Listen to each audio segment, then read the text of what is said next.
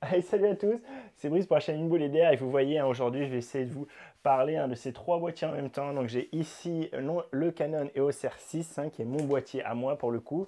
Ici le Nikon Z6 II qui m'a été prêté, tout comme le Panasonic S5. Ces deux boîtiers en fait m'ont été prêtés par Damien. Un énorme merci à lui, vraiment je ne saurais que trop te remercier Damien. C'est super cool d'avoir pu les tester, d'avoir pu me faire mon propre avis et d'avoir vu que voilà, il y a des choses qui très clairement ne sont pas pour moi et d'avoir pu vérifier des choses que j'avais dit sur ces boîtiers.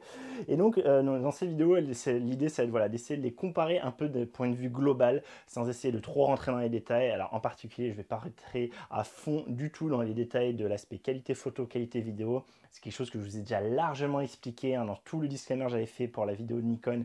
Et malgré ça, j'ai eu plein de fanboys qui me sont tombés dessus. Voilà, je l'explique, je réexplique ici. Pourquoi, pour moi, la qualité photo-vidéo aujourd'hui n'est pas primordiale.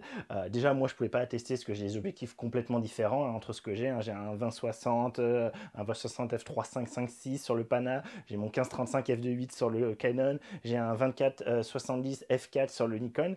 Donc déjà, optiquement, voilà, c'est pas comparable, évidemment. Aujourd'hui, les boîtiers, en tout cas sur des hybrides plein format de 2020, pour moi, la différence ne se fait pas sur la qualité d'image, que ce soit en photo ou en vidéo. Pour moi, la différence se fait non pas sur le rendu final de la photo, mais comment vous allez réussir à avoir ou non une photo ou une vidéo. Et donc pour moi, c'est pour ça que c'est très très important et j'ai fait les deux vidéos en ce sens, sur le S5 d'un côté et le Z6 II de l'autre. Je vous ai fait une vidéo d'une part sur la partie vraiment vidéo, parce que je pense qu'aujourd'hui, même si vous avez sûrement, certains vont me dire en commentaire, mais la vidéo, on s'en fout. Si on veut de la vidéo, on prend une caméra, on prend un caméscope, on prend pas un appareil photo, n'importe quoi. Un appareil photo, c'est fait pour prendre des photos.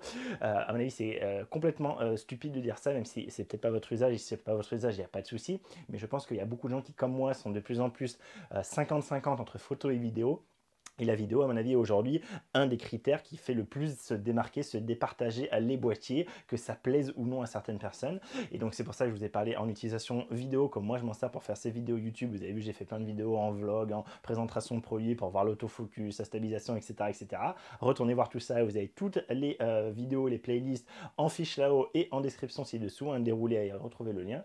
Et du coup, voilà, donc ça se fait sur la vidéo. Et l'autre chose très importante, c'était ma deuxième autre vidéo, c'est l'aspect ergonomique, comment j'arrive à manipuler les boîtiers, comment j'arrive à m'en servir, qu'est-ce que je peux faire par exemple au niveau autofocus, est-ce que je peux l'utiliser facilement en changeant facilement du fait qu'on ait un suivi des yeux, du visage à quelque chose avec directement un point focus ponctuel où du coup je peux faire avec mon joystick pour aller vite le placer ou utiliser l'écran tactile pour faire un trackpad. Voilà, tout ça, c'est ce qui pour moi au quotidien à l'usage fait vraiment la différence et fait la différence entre le fait que j'aurai une photo ou j'aurai pas une photo en fonction du moment et le fait qu'il soit très bref.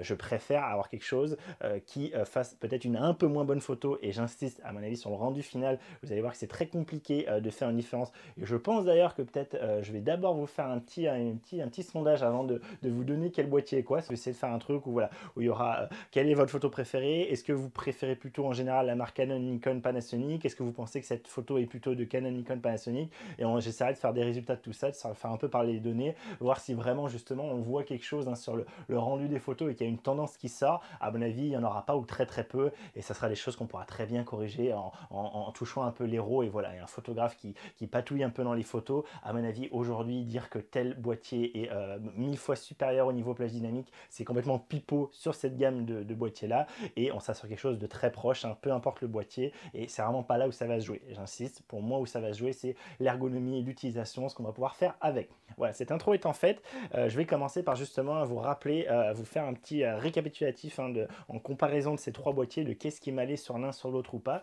Et selon les cas, je rajouterai l'A7 III qui est à mon avis aujourd'hui le boîtier de chez Sony qui se rapproche plus de ce combat. C'est clairement d'un côté le R6 est forcément en face du Z6 II et pas ça. Le Z6 II n'est pas en face du R5 comme certains ont pu dire dans leur vidéo, ça me paraît complètement aberrant. Et à côté de ça, on a le S5 qui est enfin un boîtier complet chez Panasonic et qui voilà, est à peu près au même tarif que Nikon, Canon étant plus cher que les deux autres. Et donc, c'est vraiment ces trois boîtiers-là qui sont d'actualité et qui sont des boîtiers hybrides plein format qui, pour moi, sont vraiment directement en concurrence les uns des autres. Et chez Sony, je vous dis, c'est l'A7 III.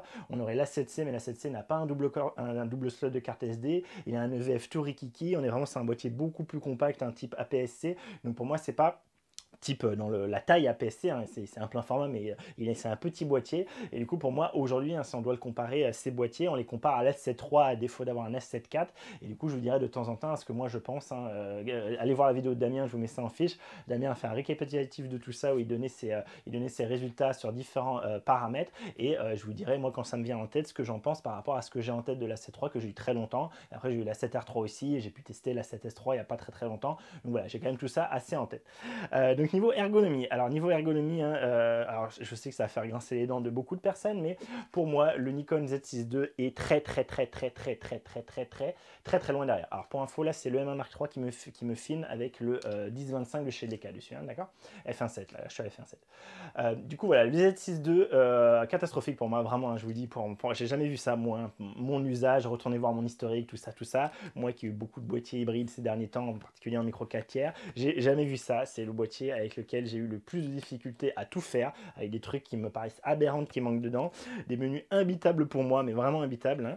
Donc voilà, de très loin au niveau, on va dire, manipulation des menus, etc., c'est de très loin celui qui m'a posé le plus de problèmes. Et de tous, ce que je préfère, hein, en général sur cette ergonomie, on va dire logicielle, ça va être le Panasonic, très clairement. Le Panasonic en particulier pour tout son aspect personnalisation des boutons. Enfin voilà, ça c'est ce qu'il faut faire. Ça pour moi c'est vraiment le mieux qui se fait au niveau personnalisation. On peut tout réattribuer pratiquement, voilà, c'est génial. À côté de ça, hein, que ce soit du coup ce Panasonic ou l'EOS R6, hein, moi vous savez, alors ça c'est vous, ça vous intéresse pas, c'est pas grave, mais moi forcément écran sur rotule, forcément double slot de carte SD. On en a un qui est en UHS 1 là-dessus, alors que les deux sont en UHS 2 sur le Canon, donc il est devant pour moi. Donc voilà, pour moi ça obligatoire, écran sur rotule, je ne peux pas m'en passer. Les deux ont une prise micro HDMI et pas mini HDMI. Quand ici sur le Nikon, j'ai un écran sur flip screen, sur charnière, j'ai une carte en CF Express qui moi ne me va pas parce que moi je fais exprès d'avoir des choses pour lire de la SD, hein, sur mes ordi portables directement. Et en plus de ça, on a un mini HDMI qui n'est pas du standard, hein, contrairement à ce que certains disent. Aujourd'hui sur les hybrides, ce n'est pas ça le standard, c'est le micro HDMI. Tous mes boîtiers ont eu du micro HDMI à part celui-là, et j'en ai eu quand même un paquet, hein. Je dois être pas loin d'une dizaine, hein, de qui sont passés dans les mains. Donc voilà, sur les réflexes, c'était peut-être le mini. Aujourd'hui, le standard, c'est le micro HD. Donc voilà, donc très clairement pour moi, là, niveau ergonomie logicielle, plus physique, plus en tout cas écran, port et carte SD, carte mémoire, voilà, pour moi, le Nikon est encore derrière, très clairement. Niveau EVF, j'en ai pas trop parlé, parce que je vous dis, je suis pas hyper bon pour juger ça. Je les trouve tous bons, voilà, je n'ai pas de critique particulière à faire. Donc vous savez, je suis pas très sensible au FPS dans le VF, je suis plus sensible au dégagement de l'œil, et dans l'ensemble tous, voilà, j'ai eu aucun problème, et je préfère tous ces EVF à celui que j'ai par exemple sur mon M1 Mark III, qui est plus petit, moins confortable, etc. À côté de ça, si je parle vraiment au niveau ergonomie physique, prise en main, ça va être le Z6 encore une fois, qui va être peut-être un peu le moins bon, en tout cas au niveau du petit doigt qui passe en dessous, mais là c'est vraiment très léger. Par contre, je préfère sa poignée à la poignée du Panasonic. Le R6 étant plus gros, du coup j'ai mieux ma main dessus, mais il est quand même plus gros, plus lourd, très clairement. Et par contre, le R6, vraiment niveau bouton, niveau feeling des boutons, placement des boutons, il est loin devant pour moi. Tout tombe bien. Le Z6, c'est encore une fois le pire, hein. Mettre un bouton 10 PC qu'on peut pas reprogrammer au niveau du pouce, c'est pour moi complètement aberrant. C'est voilà, pas beaucoup de boutons au niveau du pouce. Le joystick, je vous ai dit, voilà, c'est peut-être celui du Panasonic que j'aime le moins, c'est peut-être celui du Canon que j'aime le plus. C'est pas, voilà, il n'y a pas des gros changements. Par contre, là où je vais vraiment avoir des gros changements, c'est au niveau de comment je peux utiliser le joystick, et en particulier pour tout ce qui est mise au point. Et là, je vous ai dit, hein, autant, alors j'ai trois logiques en fait. Il y a la première logique qui est Canon, qui est du coup, en fait, je suis de base en collimateur ponctuel que je viens déplacer au joystick ou avec mon écran, avec mon doigt dans mon écran, et j'appuie sur une touche sur moi à iPhone pour du coup avoir forcé la mise au point sur le visage et les yeux. Ok, ça c'est la première façon. Le Panasonic c'est l'inverse. Le Panasonic, je suis de base en mise au point sur visage et yeux, et dès que je vais toucher le joystick, pouf, ou dès que je vais toucher l'écran avec mon doigt, mon collimateur devient ponctuel et je vais le placer exactement où je veux, au trackpad comme je veux. Le Z6, je ne peux pas lui faire ça. Je ne peux pas lui dire d'un côté que je veux soit le visage, enfin je ne peux pas faire que je puisse avoir en même temps le visage ou le collimateur ponctuel. Il faut forcément que je retourne dans le menu de raccourci pour changer à la main. Bah voilà, soit je suis en ponctuel, soit je suis sur le visage. Donc déjà ça ne va pas du tout. Et en plus de ça, je n'ai pas possibilité, quand j'ai l'œil dans le viseur, d'utiliser l'écran comme un trackpad. Pas du tout. Moi c'est absolument hallucinant de voir ça en 2020. Vraiment ça me choque. Les Nikonistes vont me dire qu'il n'y a pas besoin, qu'on a toujours fait avec le joystick. Je vous parie tout ce que vous voulez que dans allez, 2 ou 3 ans, quand Nikon va insérer ça dans ses boîtiers, ça va être une révolution pour les Nikonistes. Ils vont dire mais c'est incroyable, c'est trop bien Nikon, vous voyez la révolution. Un peu comme la révolution d'avoir le détecteur hein, qui du coup se désactive quand on ouvre l'écran, hein, quelque chose qui a été fait sur l'A7 III pour vous dire et qui était déjà avant chez Panasonic. Voilà, ça me fait bien marrer le retard qu'a Nikon à tous ces niveaux-là. Pour moi, c'est hallucinant d'avoir autant de retard et d'avoir autant de personnes derrière qui disent qu'il n'y a pas de souci et que oui, c'est le meilleur boîtier niveau ergonomique, il n'y a pas de souci, patati patata. Les Nikonistes, vous êtes quand même des sacrés loulous. Hein. Donc voilà, donc ça, le Nikon dans les choux.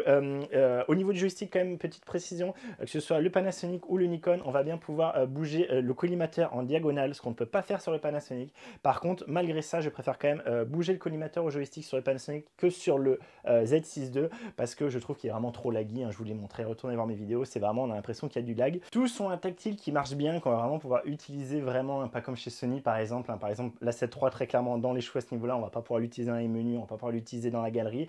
Là, on va pouvoir l'utiliser partout, et par contre, ça va être plus ou moins bien implémenté. Bon, déjà, c'est très bien que les 3 soient aussi bons par rapport à Sony. Je vous dis, à l'A7 III, c'est clair, il éclate. Par contre, très clairement, Canon est vraiment loin devant. Hein. Pour moi, Canon est largement devant tout le monde hein, au niveau tactile, au niveau rapidité, réactivité. Le Panasonic est bon aussi, mais ça m'arrive souvent de devoir appuyer 2 fois hein, pour être sûr que j'ai bien appuyé ou ça n'a pas marché. Le Nikon est un cran derrière, mais ça reste, je vous dis, largement au-dessus de Sony. Et on peut l'utiliser, par exemple, dans la galerie pour changer les photos, comme sur un smartphone, pour agrandir en pinchant des pinchants. Et tant que je vous parle de la galerie, hein, aucun de ces boîtiers hein, n'est capable de faire une rotation automatique de la photo en fonction de comment on oriente l'appareil. Ce que je peux faire sur mon E M1 Mark III. Donc mon E M1 Mark III, je suis à l'horizontale, j'ai ma photo verticale qui est du coup comme ça, en mode portrait. Et si je tourne l'appareil, il reste en mode portrait. Donc au lieu de se mettre une petite photo verticale quand je suis en horizontale, hop, il tourne la photo et elle prend tout l'écran dans le bon sens. Là, on va pouvoir lui dire, en fait, dans tous les boîtiers, on va pouvoir lui dire oui, on tourne la photo. Mais en fait, c'est juste, on va tourner la photo systématiquement. Au lieu d'avoir le petit encart de portrait en format horizontal, il va directement le mettre en vertical, ce qui veut dire que quand vous tournez vos photos, toutes celles horizontales, elles seront dans le bon sens et verticale, elle va être tournée. Donc, il faudra vous tourner à la main le boîtier. Vous ne pouvez pas avoir un truc qui automatiquement, en fait, choisit le sens de la photo en fonction d'où il est. Donc voilà, ça me paraît aberrant en 2020. Pourtant, ils ont bien des gyroscopes, enfin, ils ont bien les niveaux, etc. Donc, ils savent où ils sont. Voilà. Et aucun de ces boîtiers ne le fait. Ça m'a un peu choqué. Il me semblait que le G9 le faisait. Dites-moi en commentaire si vous avez un G9. J'avais ça en tête, mais j'ai pas trouvé sur Panasonic. Le seul truc de rotation que j'ai trouvé, c'est forcer hein, d'un côté ou de l'autre. Voilà. C'est pas gravissime, hein, très clairement, mais je vous le dis, c'est ce genre de petits détails hein, qui, moi, me rend un peu chèvre, hein, très clairement. Je trouve qu'en 2020, c'est quand même pas hyper violent de dire au boîtier, selon le sens dans lequel tu mets la photo dans le bon sens.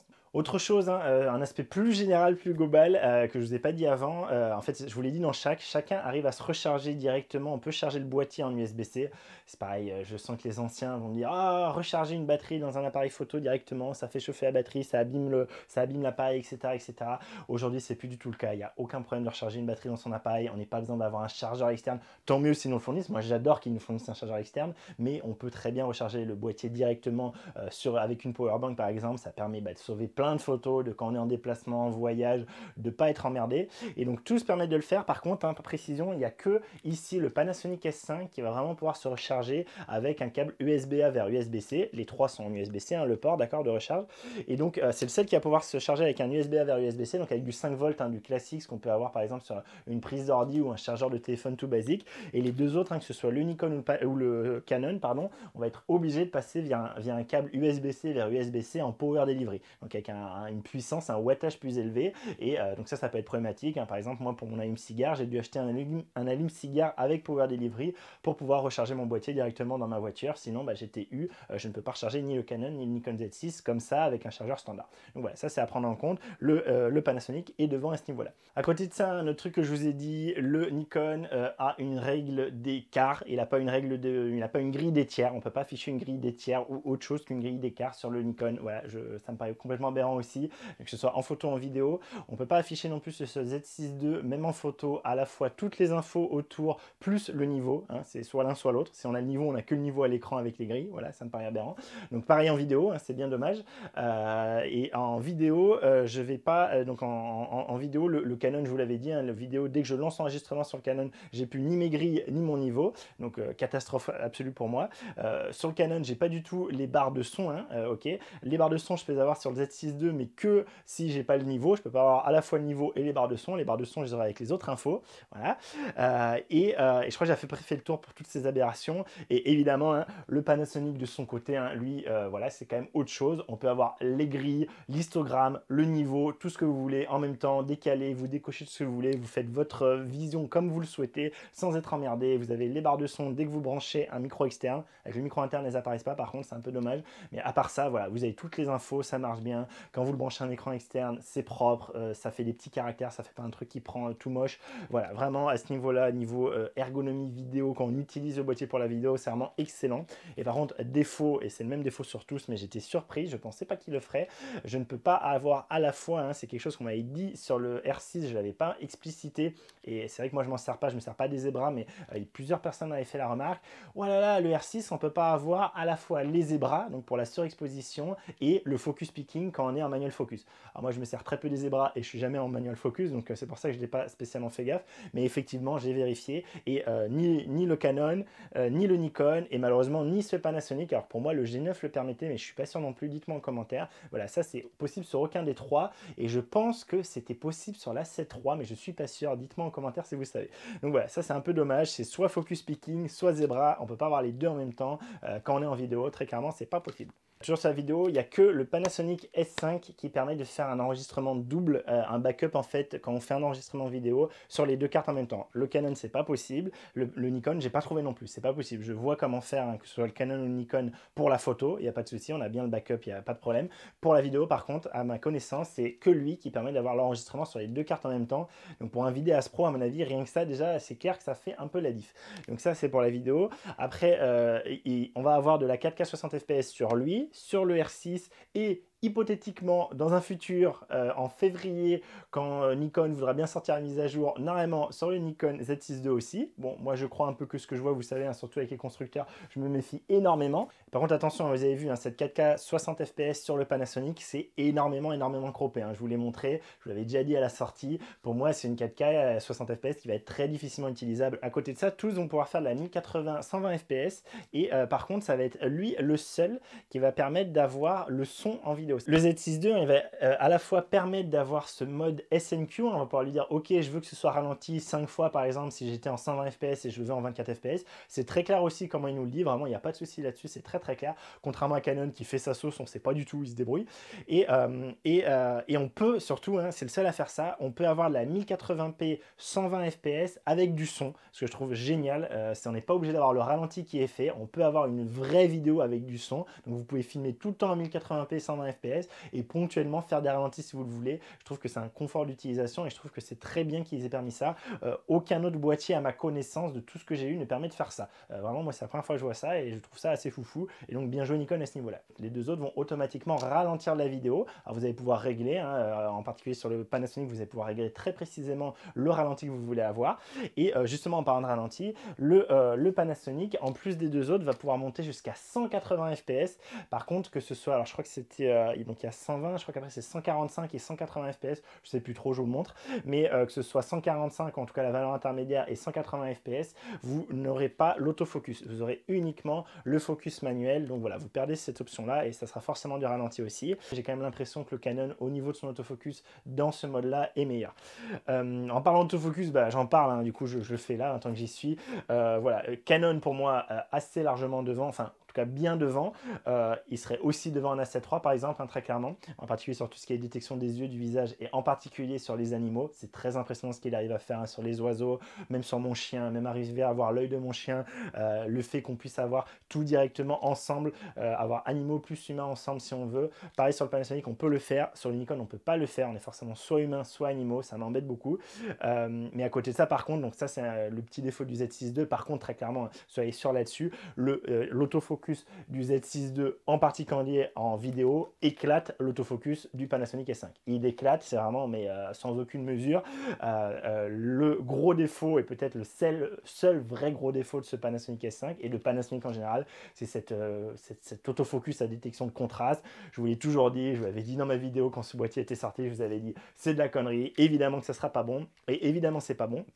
Donc voilà, je vous ai fait l'exemple, hein, je vous remets la vidéo là-haut et vous l'avez en description. Allez voir ça. Vous avez vu les vidéos que j'ai pu faire avec lui. Tout le monde, enfin beaucoup de personnes en commentaire, quand j'ai utilisé ce boîtier sans vous le dire au début, m'ont dit mais qu'est-ce qui arrive à ton R6 ou à ton Olympus? Qu'est-ce qui se passe? C'est quoi cet autofocus? Bah, cet autofocus, c'était lui qui est complètement aux fraises en vidéo. C'est une catastrophe.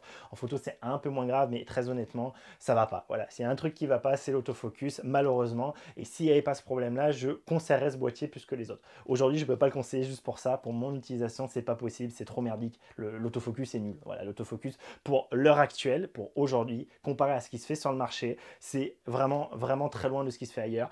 Très loin du R6, très très loin du R6, très loin du Z6 II, très loin de la 7 III, très loin de mon EM1 Mark III, très loin de mon EM1 Mark V et même loin de mon EM1 Mark II que j'avais avant, pour vous dire. Hein. Donc voilà, c'est catastrophe. C'est nul, c'est vraiment nul. Voilà, très clairement, c'est nul. Donc si vous faites du MF, il n'y a pas de souci. Si vous voulez compter sur votre autofocus, en vidéo en particulier, c'est vraiment aux fraises, laissez tomber. Et puisque l'autofocus, hein, vous savez, ce qui m'avait vraiment fait partir de Panasonic quand j'avais un G90, un G9, l'autofocus allait pas très clairement, mais ce qui m'a vraiment fait vraiment quitter le navire, c'est très clairement tout ce qui était déformation, wobbling, vous savez, en arrière-plan, tout ce qui est vraiment le fait que ça se déforme comme ça derrière. Voilà, malheureusement, j'en ai retrouvé beaucoup avec le Panasonic S5, c'est vraiment quelque chose qui me dérangeait énormément. Il y en a moins qu'avec le G9, je trouve, mais ça reste quand même très important, sachant que j'avais que un 20 mm ici pour le tester. Certainement, si j'avais été à 14 mm équivalent, ça n'aurait pas été la même, ça aurait été encore plus marqué. Vraiment, voilà, la stabilisation du premier plan est très correcte, mais je trouve qu'elle n'est pas, si dingue que ça, et surtout, je la trouve pas si dingue que ça, et complètement aux fraises à partir du moment où on regarde l'ensemble de l'image, et moi qui suis extrêmement sensible à ces effets de wobbling, et bien je trouve que le Panasonic est vraiment le moins agréable à voir. Je préfère du coup le Z6 qui a peut-être une stabilisation un peu moins bonne sur le premier plan, mais qui globalement est beaucoup plus propre à voir, même si j'ai vu quelques petits moments de wobbling de ci, de là, mais c'était vraiment très négligeable par rapport à tout le reste, donc je pourrais très bien l'utiliser lui pour me vlogger, pour faire des choses à main levée sans problème. Le Panasonic S5 très clairement pas. Si vous êtes comme moi sensible au wobbling, laissez tomber. Voilà, autofocus, wobbling, toujours les problèmes d'avant qui sont toujours là malheureusement, et le Canon EOS R6 très très bon. Vraiment, je trouve que la stabilisation est très bonne, sachant que le 15-35 est stabilisé, donc ça doit certainement aider. Mais voilà, aux autres hein, aussi de sortir des objectifs stabilisés. Là, j'avais clairement pas d'objectif stabilisé sur mes deux autres, donc voilà, c'est un peu pas tout à fait égal sur la comparaison, mais même quand j'ai pas ma stabilisation, je trouve que le R6 s'en sort quand même très bien, et surtout j'ai très peu de wobbling, même à 15 mm. Et donc dans l'ensemble, je trouve tous de ces trois boîtiers, je préfère clairement le Canon. Si je me rappelle de ce qui se passait avec la 7 III et même la 7S III que j'ai eu il n'y a pas très longtemps, je préfère les OCR6 très clairement. Et par contre, pareil, les Sony font pas trop de wobbling, par contre les stabilisations sont pas forcément géniales. Et très clairement aujourd'hui, pour moi, mon Olympus M1 Mark III, en tout cas quand il est couplé avec son 1200, donc un 24-200 f4, c'est pour moi la meilleure stabilisation qui existe sur le marché. On a un angle malheureusement assez fermé parce qu'avec la stabilisation électronique, on croppe un peu dedans. Mais voilà, pour moi, c'est très clairement lui qui reste devant tout le monde. Et je trouve que le EOS R6, pour un plein format, s'en sort franchement très bien. Et de tous ceux que je vous ai dit, c'est lui mon préféré sur l'ensemble hein, pour la stabilisation, de par sa stabilisation et le fait qu'il ait très peu de wobbling. Voilà. Et maintenant, je vais un peu plus creuser sur l'aspect vidéo que des choses que je n'avais pas abordées dans mes précédentes vidéos sur l'aspect vidéo que j'ai appelé basique. Donc basique pour moi, c'est l'autofocus, c'est la stabilisation, c'est la balance automatique des blancs, c'est la plage, c'est comment il règle son exposition hein, en cours de route, est-ce qu'il y arrive bien, est-ce qu'il fait n'importe quoi. Voilà, pour moi, c'est vraiment ça l'aspect basique, hein, pouvoir filmer en 4K, 24 fps, pouvoir me mettre si je le veux en mode S, hein, donc ni les OCR6 ni le Nikon le permettent, hein, contrairement au Panasonic, hein, je vous le rappelle, du coup, je ne sais plus si je vous l'ai dit avant, mais voilà, il n'y a que le Panasonic qui a un vrai mode S en vidéo qui marche, hein, les deux autres, c'est une blague. Le Canon en a carrément pas, hein, il a ni mode S, donc TV chez lui, ni mode A, AV chez lui. Le Nikon a un mode A qui marche très bien en vidéo, il a par contre un mode S, mais qu'on ne peut pas changer la valeur de shutter speed dedans, de vitesse d'exposition, donc voilà, donc c'est débile. Et le Panasonic, il n'y a aucun problème, tous les modes marchent énormément comme on s'y attend en vidéo, comme mon EM1 Mark III, comme mon G9, comme le Sony A7 III, comme le 7S III, enfin voilà, comme tous les boîtiers qui pour moi voilà, devraient pouvoir faire ça de base, hein, c'est vraiment pour moi très basique ça. Donc voilà, assez choqué de ça. Et donc si par contre je creuse sur les trucs moins basiques, tous, alors non pas tous, alors je sais pas par quoi je commence. Le Canon va être capable d'enregistrer en 4.2 10 bits, mais on va être forcément en C-Log et en 4.2 ou en 4.2 0 10 bits, je sais plus trop. On va parler 10 bits et pas 10 bits, 10 et 8 bits parce que sinon on va galérer. Donc il peut filmer en 10 bits en interne directement, c'est bien cool. Par contre c'est forcément du C-Log, je vous ai dit, j'arrive pas à les lire moi. Moi sur mes logiciels et malgré tous les codecs que j'ai pu installer, ça ne marche pas. Il faudrait que je prenne la version studio de DaVinci pour pouvoir le voir par exemple. Donc moi il ne marche pas sur mon ordinateur, sur mes ordinateurs et mes logiciels de montage, mais on peut l'avoir en interne. Sur les autres on va pas pouvoir, alors sur le Nikon on va pas pouvoir avoir de 10 bits en interne. En interne on a forcément du 8 bits.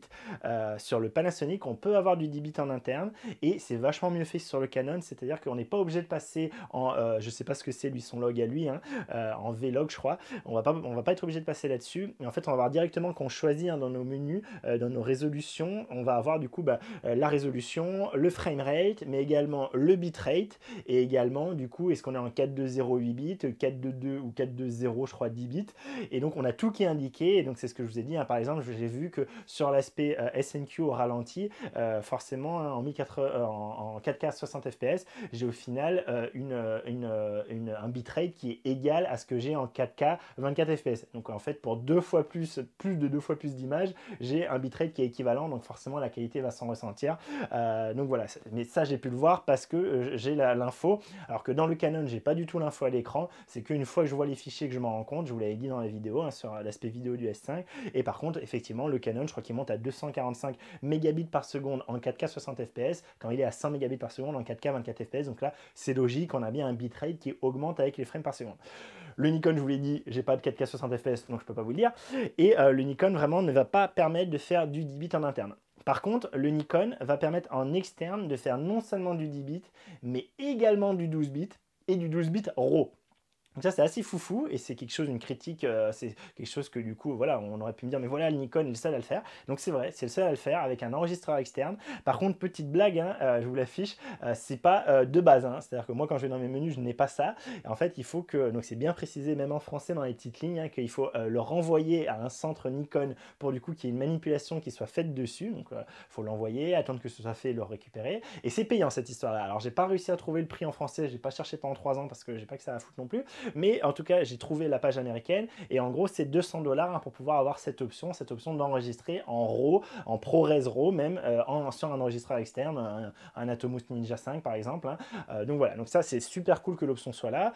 Je suis pas choqué que ce soit payant, mais en tout cas, voilà, ceux qui pourraient penser que c'est automatiquement de base sur votre boîtier quand il arrive, votre boîtier, quand il arrive, vous n'avez pas de 4K 60 fps avant la future mise à jour. Et pour avoir du ProRes RAW en 12 bits sur un enregistreur externe, il faut renvoyer le boîtier, payer et récupérer le boîtier qui a été upgradé, qui a été pimpé pour ça. Donc voilà. Et à côté de ça, pour finir, le Panasonic est le seul qui permet de prendre, qui a directement un réglage pour prendre les objectifs anamorphiques, ce qu'aucun des deux autres ne mentionne dans son menu. Le Panasonic qui permet de le faire. On sait, ils sont très bons sur ça, sur toutes ces petites choses. Hein. C'est un peu, voilà, Panasonic, Blackmagic, c'est un peu ceux qui sont dans ces petits détails, qui peuvent être de gros détails hein, pour certaines personnes. Moi, l'anamorphique, personnellement, j'en ai rien à foutre, mais je vous le dis, lui permet de l'avoir et vous allez pouvoir monter directement des objectifs anamorphiques, pas forcément très chers, hein, en tout cas sur le micro 4 tiers, je sais qu'il y en a qui sortent maintenant qui sont pas trop chers.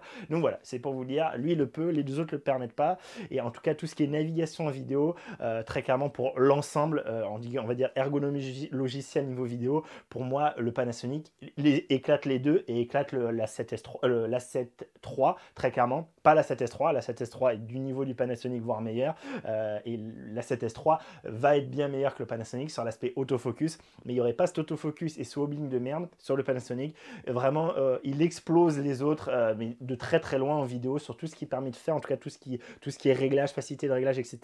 Par contre, je vous dis, voilà, par exemple, j'ai de la 4K 60 fps avec un bitrate naze, je crois que si vous le mettez sur un enregistreur externe, c'est mieux et vous n'avez pas le crop, mais j'en suis pas sûr, c'est à vérifier. Dites-moi en commentaire ceux qui savent, là j'ai pas envie de m'embêter trop avec ça, mais voilà, en tout cas, je vous ai dit tous les petits détails hein, qu'on peut avoir, toutes les particularités de chaque boîtier, et donc pour les vidéastes, hein, peut-être qu'un vidéaste, un vidéaste pro qui veut absolument du ProRes RAW 12 bits, effectivement, il n'y a que le Z6 II qui permet de faire ça, et effectivement ce codec là, ce format d'enregistrement là, sur un boîtier grand public à 2000 €, donc 2200 €, même plus les 200 €, ça fait 2400 €, je crois que c'est du jamais vu, très clairement je crois que c'est du jamais vu, donc bien joué Nikon à ce niveau là, c'est super cool.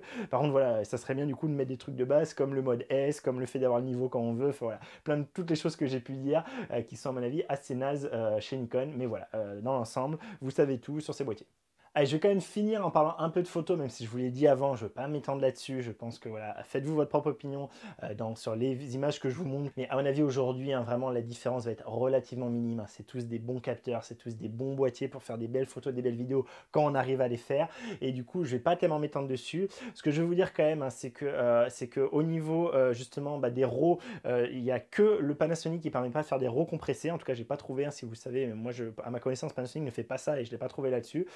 Alors que sur le Nikon et sur le Canon, hein, on va pouvoir avoir des RAW compressés. Alors sur le Nikon, je ne vais pas m'avancer parce que j'ai pas du tout assez eu pour pouvoir m'avancer, mais sur le Canon, je peux vous le dire, hein, pour en avoir parlé également avec Damien, avoir vu des choses, pour moi, le C-RAW va très bien aller dans 90-99% du temps et je vais passer en RAW que vraiment quand je vais être dans des problématiques, voilà, des très faibles luminosités où je vais avoir des risques d'aplat dans des ombres, des choses comme ça. Mais sinon, 90% du temps, je pourrais passer en C-RAW sans problème, donc avoir des fichiers bien plus compressés hein, que du RAW qui est beaucoup plus lourd. Allez, je mentionne aussi la résolution, parce que je sais que c'est quelque chose qui inquiète beaucoup de personnes.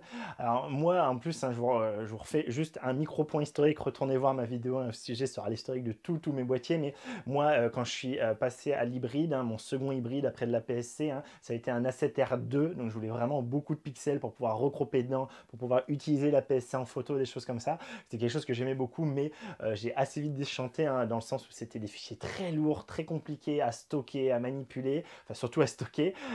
Du coup, j'ai eu aussi l'A7R3 après, hein, quand du coup j'ai perdu l'A7III, ce qui était tombé dans l'eau. Je m'étais pris un A7R3 que j'avais au même prix qu'un A7III, donc je trouvais ça débile de ne pas passer sur un A7R3. Et pareil, hein, vraiment très clairement, la grosse résolution, c'est un régal dès qu'on veut cropper, dès qu'on veut aller dans les détails, voilà, qu'on veut par exemple utiliser le mode APS-C directement en photo. Mais c'est une tannée à manipuler, c'est une tannée à stocker. Et aujourd'hui, je n'ai aucun problème avec les 20 millions de pixels de mon R6. Aujourd'hui, j'ai les objectifs qu'il me faut. Pareil sur mon Olympus M1 Mark III ou sur mon M25 Mark III, j'ai les objectifs qu'il me faut pour pas avoir besoin après coup de recropper dans ma photo. Et par contre, je peux recropper en vidéo et ça me fait très plaisir hein, pareil, sur l'EOS R6 d'avoir ce mode APS-C.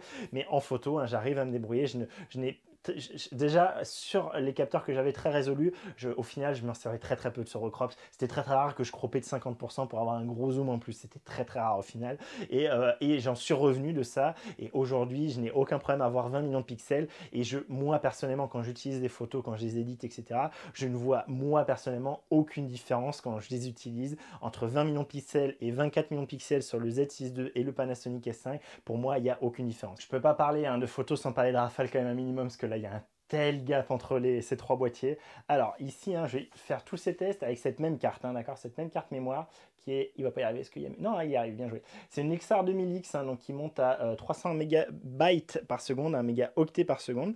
Donc je mets dans le slot 1 de chacun de mes boîtiers, hein, sachant que du coup je mets que cette carte-là et j'ai RAW plus JPEG fin à enregistrer dans tous les cas, d'accord. Et je mets en RAW de brut, hein, je mets RAW max de tous les côtés, je mets pas un RAW compressé. De toute façon, ça change pas grand-chose, hein, honnêtement, RAW ou pas RAW, mais voilà. Je commence avec le Panasonic S5 qui est probablement le pire, hein, avec une rafale, donc je me mets pour tous, hein, je vais me mettre dans la rafale mécanique la plus élevée possible. Je vais pas parler d'électronique parce qu'à mon avis, c'est pas vraiment ce qui est utilisé le plus. Et donc, je vous montre ce que ça donne niveau rafale et niveau buffer surtout. Donc là, je suis avec hop, je vais mettre en autofocus, voilà. Je suis avec le S5 hein, et vous allez voir ce que ça donne. Donc, j'attends qu'il fasse la mise au point. Voilà, vous êtes prêts? Attention, c'est parti. Et regardez, donc je crois que c'est en bas à droite, là, juste à côté du symbole de batterie, hein, ce qui va indiquer, d'accord? Allez, c'est parti.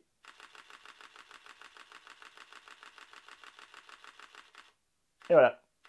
J'ai rempli mon buffer, d'accord. Donc en gros, c'est une trentaine d'images à peu près pour remplir le buffer. Et après, il faut pas mal de temps avant qu'il le vide, hein. Après, il faut pas mal de temps qu'il le vide. Sachant que là, je vous dis, on est sur une rafale hein, de 12 images par seconde, d'accord. On est sur 12 images faites pour une seconde.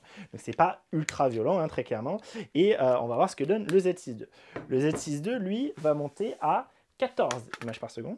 Donc je viens de passer ma carte SD hein, dans le Z6 II, ok, donc pareil, hein, je suis en autofocus, en mode P, et du coup avec RAW plus fine, hein, plus JPEG fine sur la carte, la même carte, et vous allez voir, regardez encore une fois en bas à droite, hein, alors c'est un peu naze, il donne pas le vrai nombre, hein, il dit qu'il en reste 30 et en fait il en reste 34 et après il va pas trop baisser, après il va un peu baisser, il va augmenter, vous allez voir, en gros ce qui est donné, hein, je crois ils annoncent un buffer, alors je sais pas si c'est avec la CF Express, je vous avoue j'ai pas vérifié combien ça faisait, ils annoncent un buffer, un truc comme 130 images, 134 images, un truc comme ça, j'ai pas vérifié mais très clairement c'est largement au-dessus du Panasonic S5, vous allez voir, hein. Donc là vous êtes prêts, attention, c'est parti.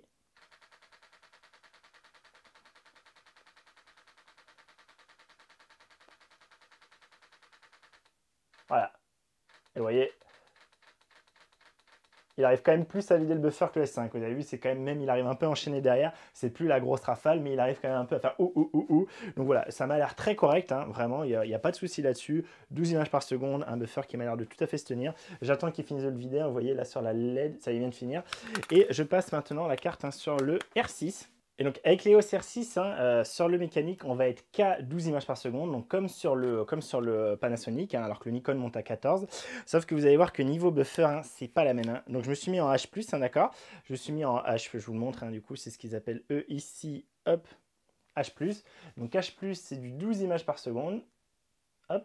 HP c'est 12 images par seconde, je suis bien en JPEG plus RAW non compressé, et donc j'ai bien que ma carte SD que je vous ai montré tout à l'heure, hein, et vous allez voir, hein, donc regardez en haut à gauche cette fois le nombre d'images hein, qui m'annonce, ça c'est le nombre d'images qui reste hein, avant de saturer la carte SD, et même en fait le nombre d'images qui reste à pouvoir enregistrer, et regardez ce qui se passe.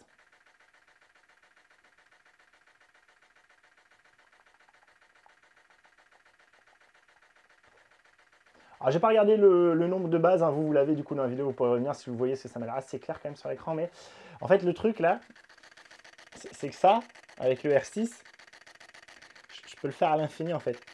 Je sature pas mon buffer avec le shutter mécanique. À 12 images secondes, le buffer il se vide suffisamment vite pour que j'ai pas d'arrêt. Donc en fait, ma limite c'est soit la batterie de l'appareil, soit bah, la capacité de la carte mémoire. Mais là, je peux rester 3 heures, enfin je peux rester le temps qu'il faut pour remplir encore les 3950 et des bananes photos qui sont en train de se faire là. Mais voilà, je peux le faire à l'infini quoi. Donc c'est quand même assez foufou hein, à ce niveau-là, je trouve. Je pense pas qu'on voit vraiment une grosse différence entre 12 images secondes, 14 images par seconde. Peut-être que oui, peut-être que vous avez cette utilité. Moi, je préfère avoir un buffer clairement et que je puisse y aller franco. Alors après, c'est débile à trier hein, tout ça évidemment, mais voilà, là, depuis tout à l'heure, hein, il est à 12 images par seconde sans du tout saturer le buffer et je vous le dis, il ne saturera pas le buffer. Là, si j'arrête, vous allez voir que la LED va continuer à travailler. Mais moi, ça, j'ai déjà fait pendant. Ça, j'ai déjà fait sur 2000 photos, je crois. Une fois, j'avais fait le test au tout début quand je l'avais. Voilà quoi, il s'arrête pas. Alors, les numériques disent qu'on sature le buffer au bout de 130 images, je sais pas quoi. Je pense qu'ils voulaient dire en électronique hein, à 21 images par seconde. En mécanique, à 12 images par seconde, vous ne saturez pas le buffer de ce boîtier. C'est complètement dingue. C'est vraiment complètement dingue. Donc voilà, pour moi, il est clairement devant. Si je compare un S7 III, je pense qu'il est quand même devant un S7 III sans trop de problèmes. Hein. Je pense que le seul truc qui va commencer à le battre, hein, ce truc-là, ça va être vraiment un A9, un A9, A9 II. Mais moi, je suis ultra impressionné hein, par cette rafale. C'est quand même très, très impressionnant. Et j'insiste encore une fois, avec un autofocus qui suit vraiment les yeux. Enfin voilà. Ça peut être vraiment un truc pour des photographes qui peuvent justifier la différence de prix hein, de 2700 € sur ce boîtier contre 2200 € sur le Z6 II et sur le Panasonic S5. Et du coup, bah, justement, je vais m'arrêter là. Je vais m'arrêter sur le prix. Alors, je pense que je vais pas vous le faire dans cette vidéo-là parce qu'elle est déjà, à mon avis, très longue et je pense qu'il y a déjà énormément d'informations. Je ferai une autre vidéo où je vous parlerai du prix de ces boîtiers, hein, mais voilà, je vous les ai déjà donnés. Mais surtout, je vous parlerai du prix des systèmes, en tout cas pour quelqu'un qui l'utilise comme moi, pour un peu comparer ça, parce que je trouve qu'il y a un peu des légendes urbaines. Hein. Tout le monde dit, ouais, Canon, c'est super cher. Un peu comme on disait, Sony, c'est super cher quand donc, ils étaient en hybride plein format par rapport à ce qu'on avait en plein format sur les réflexes chez Canon, chez Nikon, des objectifs qui existaient depuis 10, 15, 20 ans. Donc j'avais fait un article à ce sujet, hein, d'ailleurs je vous le mets en description, vous pouvez aller voir ça, avec un tableau comparatif en vous disant bah, si vous prenez des montures natives et que vous gardez ce qui est comparable, bah, au final dans mon cas à moi en tout cas avec des zooms, non c'est pas vrai, Sony était plus cher mais il n'était pas tellement plus cher que ça. Et donc je vais faire pareil, hein, je n'ai pas fait l'exercice, je vais le faire pour de vrai, hein, voir qu'est-ce que je peux avoir comme objectif qui m'intéresserait moi, quel budget ça représenterait, et donc ça sera dans une autre vidéo, un peu comme j'avais pu vous faire, hein, comparaison plein format versus donc plein format Canon versus micro 4 tiers avec mon EM1 Mark III. Donc voilà, ça sera dans une prochaine vidéo. Moi, je vais m'en arrêter là pour cette vidéo-là.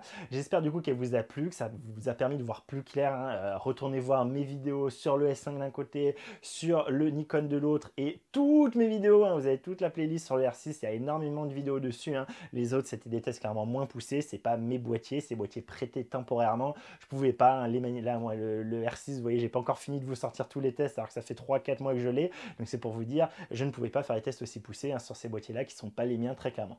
Voilà, en tout cas, j'espère que ça vous a plu, ça vous a permis d'y voir plus clair. Si c'est le cas, n'hésitez n'hésitez pas à liker et partager cette vidéo. Comme d'habitude, n'hésitez pas à me poser vos questions, faire vos remarques, me corriger en commentaire. Si j'ai dit des bêtises, bah, n'hésitez pas. Je pourrais potentiellement réavoir le Z6 II pour faire des tests supplémentaires. Le Panasonic S5, normalement non, je pense qu'il s'en sépare, Damien, mais il va garder le Z6 II. Donc vous pourrez me poser des questions et je pourrai aller voir Damien, on pourra voir ensemble s'il y a des trucs qu'on n'a pas compris, mal fait, etc. pour faire des tests complémentaires. N'hésitez pas, vraiment, comme d'habitude, si vous avez des trucs concrets, réels, où vous me dites ce point-là, tu as dit de la merde, il faut que ce soit, en fait, on peut faire ça comme ça, je t'explique comment, vous me dites comment, je vérifie, si c'est bien le cas, je vous remercie, je fais une vidéo où je me corrige, où j'ai dit, j'ai dit de la merde, j'en suis désolé, mais à culpa, je me suis corrigé, voilà. Donc n'hésitez pas, je suis toujours très preneur de ça, et n'hésitez pas également à me dire, voilà, ce que vous en pensez, est-ce que ces vidéos vous intéressent, est-ce que vous y voyez plus clair, très clairement, je pense, hein, la chose à attendre maintenant, mais ça dépend si on a le temps ou pas, hein, c'est la 7.4. Qu'est-ce que la 7.4 va donner et est-ce qu'il va démolir tous les autres? À mon avis, très clairement, il sera au niveau, hein, globalement sur ses capacités photo-vidéo du R6. Je ne vois pas comment ça peut être autrement que ça. À voir comment il se placera niveau tarif. Mais voilà, justement, niveau tarif, hein, si vous voulez voir cette prochaine vidéo, bah, n'hésitez pas à vous abonner, à activer les petites notifications pour ne rien rater. Et moi, je vous dis encore merci d'avoir regardé cette vidéo. Et moi, je vous souhaite de faire des photos, faire des vidéos, faites-vous plaisir, tout ça, tout ça. Et je vous dis à très bientôt pour une prochaine vidéo. Allez, salut! Wouhou!